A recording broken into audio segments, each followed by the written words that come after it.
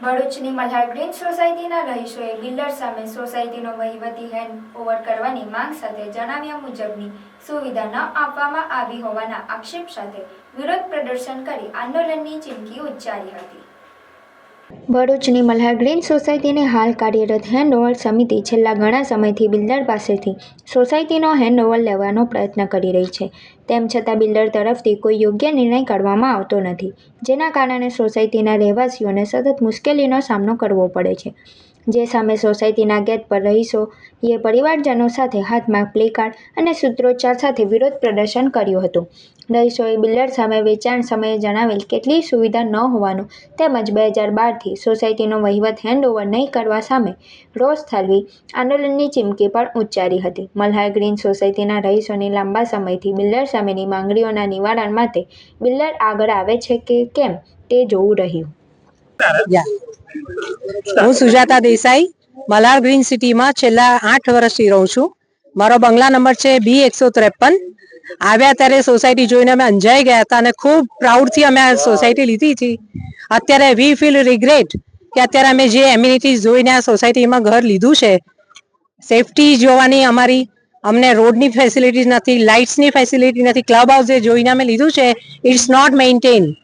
એટલે અમે વિનંતી કરીએ છીએ કે જે અમારી જે ઈચ્છાઓ છે એ પ્રમાણે તમે સોસાયટી મેન્ટેન રાખો। અમે મેન્ટેનન્સ આપેલું જ છે, તો આ અમારો હક છે। તમે હેન્ડઓવર કરશો એમાં અમારી પર કોઈ ઉપકાર નથી કરતા। અને બધી જ સોસાયટીના જે હોય છે બધા એ લોકો વર્ષની અંદર આપી દે છે। બોમ્બેમાં અમારી 2 પ્રોપર્ટી છે પણ ત્યાં અમને 1 વર્ષમાં જ હેન્ડઓવર આપવામાં આવ્યું છે।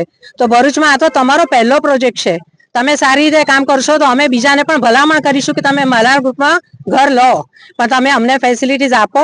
અને લાઇટ છે, ડ્રેનેજ છે અને રોડ છે, બેઝિક જે અમારી એમ્યુનિટીઝની જરૂરિયાત છે વહેલી તકે પૂરી કરો અને સોસાયટી હેન્ડઓવર કરો તો અમારા પણ સભ્યો સક્ષમ જ છે અને અમને પૂરો વિશ્વાસ છે।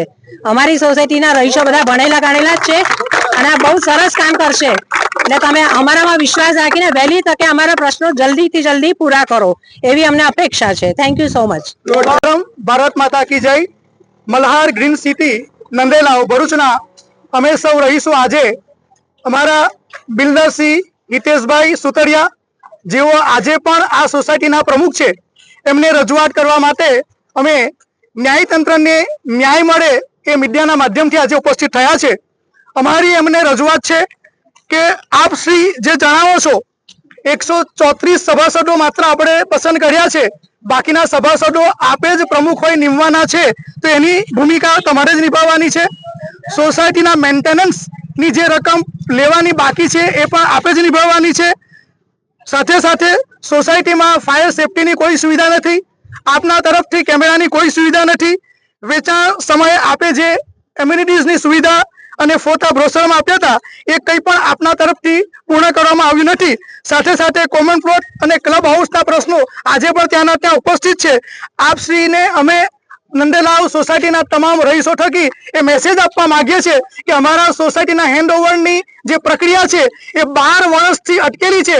2016થી આ સોસાયટી નામાંકિત થઈ છે, છતાં તમે ક્યારે પણ એજીએમ કરીને અમને આ બાબતે ખુલાસો આપ્યો નથી અને અમને ખોટા બહાના કરીને અમને રજડતા કર્યા છે। આજના દિવસે અમે સૌ આપને વિનંતી કરીએ છીએ કે મીડિયાના માધ્યમથી આપ અમારી સમક્ષ આવો, એજીએમ જનરલ કરો અને લેખિતમાં તમામ અમારી જે રજૂઆત છે એને માન્ય કરી અને મંજૂર કરશો તો અમે તમારી સાથે બેસીને આ સમાધાન કરવા તૈયાર છે।